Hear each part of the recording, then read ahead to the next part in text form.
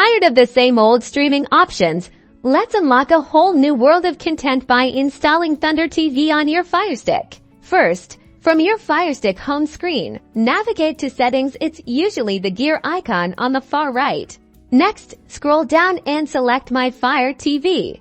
Now, look for Developer Options and click on it if you don't see Developer Options. Go back to About, select your Fire TV device name repeatedly until you see a message saying no need. You are already a developer.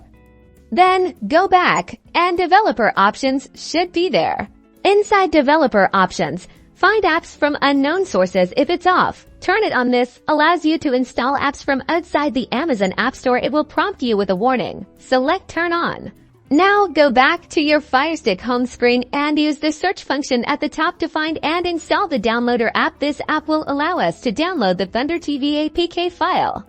Once Downloader is installed, open it in the URL bar. Type in the exact address where the Thunder TV APK file is located. Provide the actual URL on screen, and in the description box below double-check you typed it correctly. Click Go, and Downloader will start downloading the Thunder TV APK file. Wait for the download to complete. Once the download is finished, the Firestick will automatically prompt you to install the app. Select Install. After installation, click Open, and that's it.